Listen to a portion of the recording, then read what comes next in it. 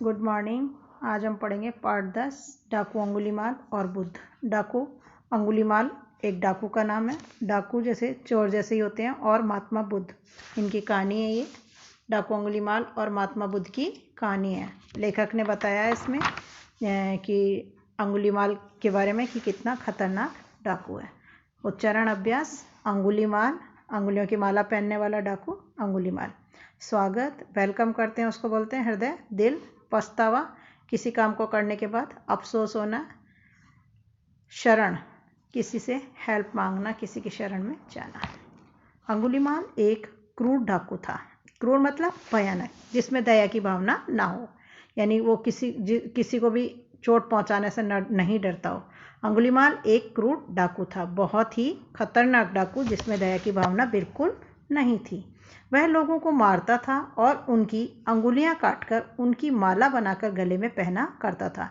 वह लोगों को जान से मार देता और उनकी उंगलियां काटकर उनकी माला बनाकर अपने गले में पहना करता था। इसी से उसका नाम अंगुलीमाल पड़ा था, इसीलिए उसको सभी लोग अंगुलीमाल के नाम से जानते थे।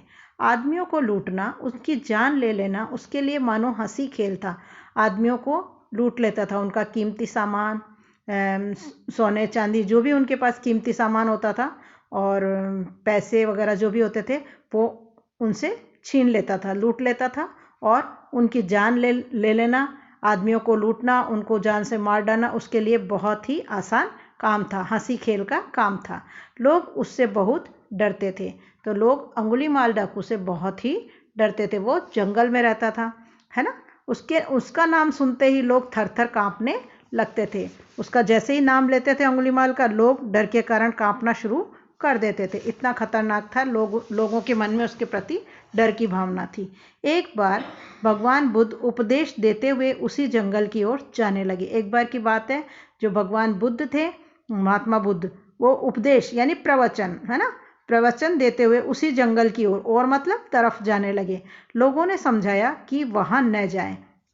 भगवान बुद्ध जो है, जिधर अंगुलीमाल था, जिस जंगल में, उसी तरफ जाना चाहते थे और लोगों ने उन्हें समझाया कि उधर उनको नहीं जाना चाहिए, वहां ना जाएं। क्यों नहीं जाएं? अंगुलीमाल खतरनाक डाकू है, जो अंगुलीमाल एक खतरनाक डाकू है जो किसी भी के भी आगे झुकता नहीं। गांव वालों ने उनको समझाया कि उधर ना जाएं, उधर अंगुलीमाल नाम का एक डाकू है जो किसी के आगे झुकता नहीं है।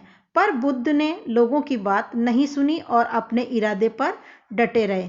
यानी उन्होंने भी मन में दृढ़ निश्चय कर लिया कि मुझे इसी तरफ जाना है, और उन्होंने लोगों की बात को नहीं सुना, उस लोगों का कहना नहीं माना और वे निडर होकर वहां घूमने लगे। निडर मतलब जिसको किसी से डर ना लगता हो, है ना, जिसमें डर ना हो, वो बिना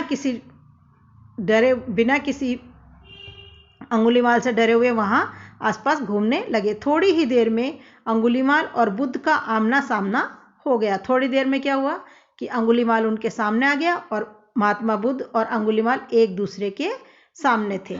अंगुलीमाल को मानो अपना शिकार मिल गया। अब अंगुलीमाल तो लोगों को जान से मार देता था, उनकी उंगलियां काटकर गले में माला पहनता था। तो अंगुलीमाल ने जब बुद्ध को देखा तो उसको क्या लगा कि उसको तो अपना शिकार मिल गया, कि अब हम इसको लूटेंगे। वह उन्हें मार डालना चाहता था। अंगुलीमाल को मानो अपना शिकार मिल गया, वह महात्मा बुद्ध को मार डालना चाहता था। लेकिन जब उसने बुद्ध को प्यार से मुस्कुराकर उसका स्वागत करते देखा, तब उसका कठोर हृदय कुछ नरम पड़ गया। लेकिन जब अंगुलीमाल ने देखा कि महात्मा बुद्ध उससे डरे नहीं, है ना, और निडर होकर के